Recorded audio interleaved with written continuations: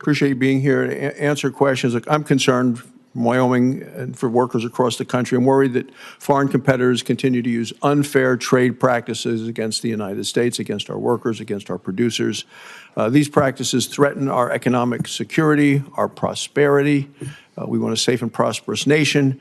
Workers in my home state and across the country are paying the price. So can you just talk a little bit about how you determine if foreign trade and economic practices constitute an emergency for our country? And I just heard our previous speaker talk about asking ChatGPT. I'm not going to do that. I'm going to ask you, how is it that we determine if foreign trade and economic practices constitute an emergency for our country? Thank you, Senator. In the first instance, when the president declares an emergency, he has to consider where there is, the conditions that may impact national and economic security. And so for him, he took a look at our trade deficit, which was the largest in human history under President Biden, 1.2 trillion.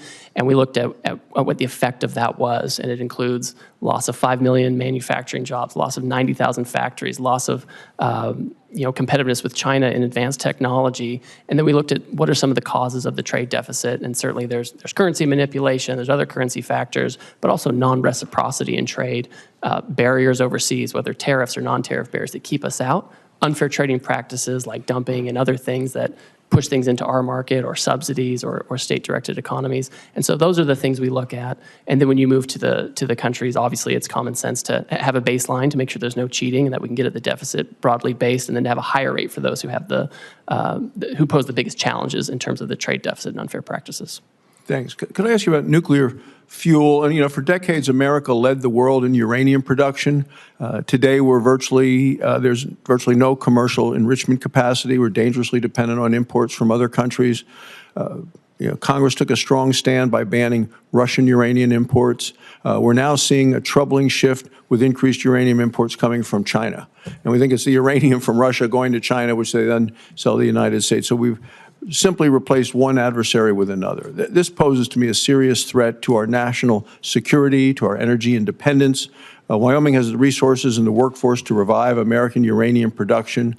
But what we know is that subsidized foreign uranium from China and from Russia threatens to undermine our domestic industry. Well, you're going to support efforts to end uranium imports from China as we continue to try to build our U.S. nuclear supply.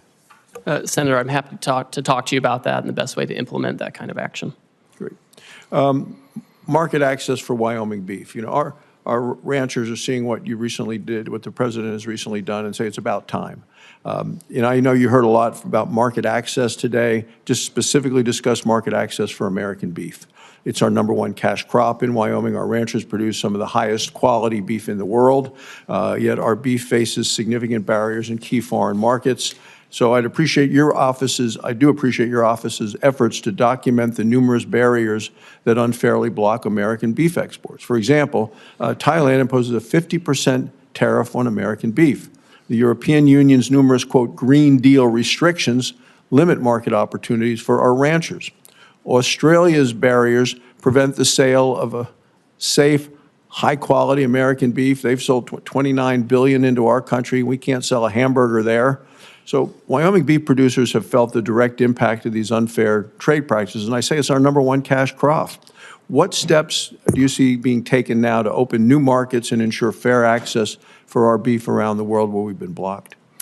So, Senator, as everyone knows, we have a lot of countries coming to talk to us right now who want to have more reciprocal trade, get their trade deficit down.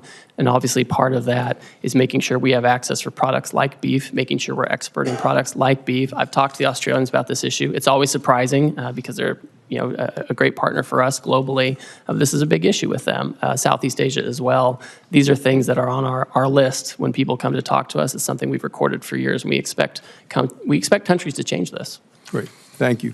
In terms of critical minerals, we sit on vast deposits of critical minerals in Wyoming essential for our national security. Our state has significant reserves of rare earth elements.